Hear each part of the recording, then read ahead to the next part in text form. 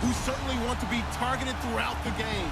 It's Browns Steelers going up against Jones's Falcons. Thank you very much, Larry. EA Sports coverage of the NFL. The National Football League is here and on the air.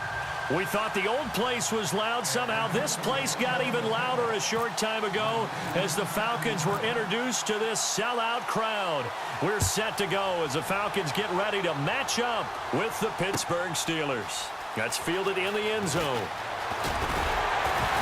And he's up past the 20 to the 22-yard line.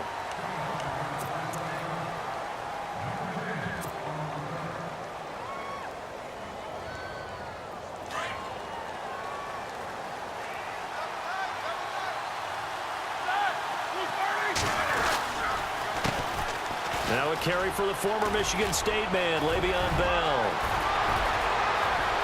Le'Veon Bell, it's a foot race. And into the end zone. Touchdown, Pittsburgh.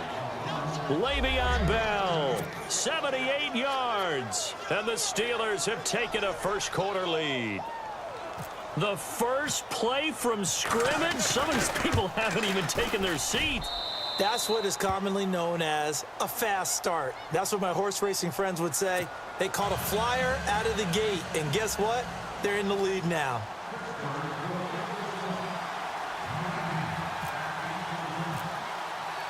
Boswell on now to kick this one away.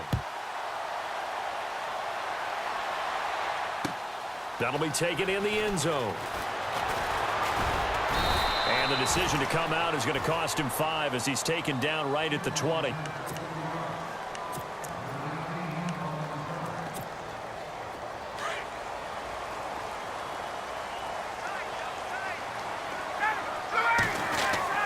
On first down, Ryan. And his first pass here is going to fall incomplete. This team is not going to make it easy for you. They're a physical group, and we just saw it there on that play.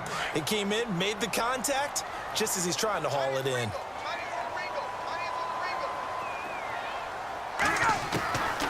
Again on 2nd and 10, it's Ryan. Swings it out to the flat for Freeman. And he loses the football a second time. Now, I have to admit, partner, that I often thought that I don't like this rule, where the offensive player fumbles the ball, it goes out of bounds, and they get to keep it. That's just because you're a defensive guy. That's why you don't like it. Yeah, you're right. It is a slanted view, isn't it? But this is where, for the offensive team, the sideline is their friend. Usually it's not their friend. Yeah, exactly right. I actually played for a guy in college. You know what he used to name the sideline? Sammy. Sammy sideline, and use him well. Another 13 yards there twice in a row, and they're on the move. Another first down as well.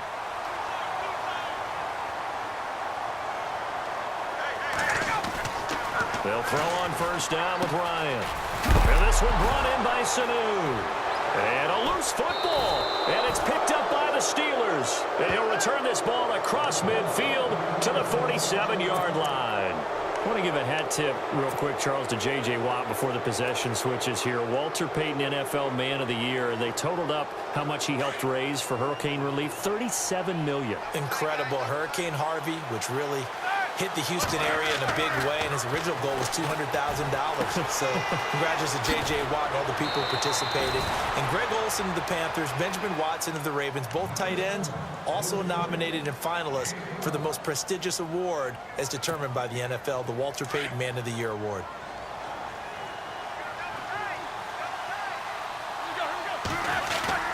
They go play action here on first down. Throwing the out route incomplete. That's McDonald. And he's going to get this down near the 20-yard line. The Steelers picking up 15 yards there and a first down. I like how they work the tight end on a nice little under route there. And if you're going to give him that much space, he's not even going to catch the football. He's going to run away from you a little bit, and that's exactly what he just did there, picking up extra yardage. Throw left side complete. That's Bell.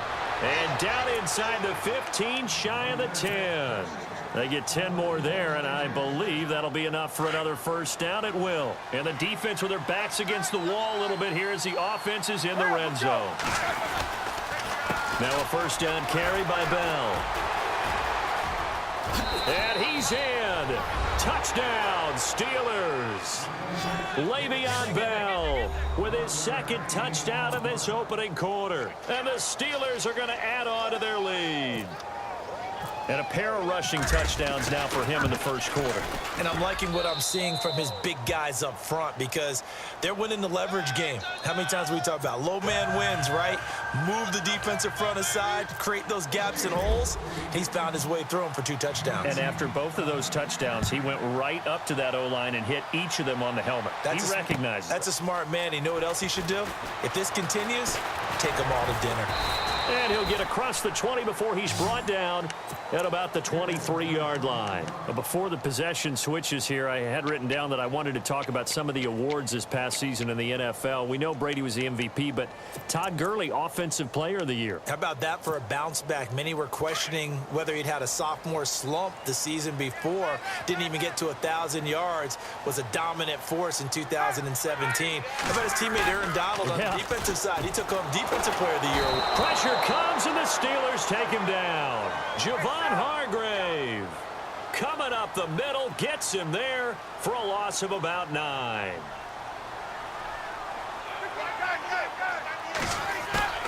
On second down, here's Ryan. He's going to go for a big play downfield. He's got a man complete. The 30, 20, 10, touchdown, Falcons. Julio Jones taking it in. And the Falcons are able to show off their quick strike ability. They were already down 2 scores early. They needed something to try to stem that tide, and that certainly qualifies. A big play to get them in the end zone. It qualifies indeed because, let's face it, they don't get something done on this drive, turn it back over. This game could be 88 and out the gate early. What? 88 and out the gate? Yeah. What's that? Well, listen, I used to hear my old man talk about it. Usually meant that thing's done. Oh, well, now that they got the touchdown, it's not 88 and out the gate. We still got a good game going ahead of us.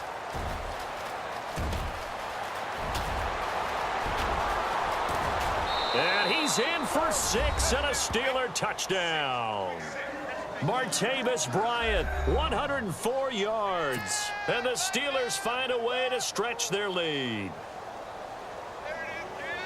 Well, he made the right choice by result, but a little bit surprising because now with touchbacks coming back to the 25 instead of the 20, when guys fielded that deep in the end zone, I think most coaches want them to take a knee. Yeah, it's resulted in more kneel downs. Not right there.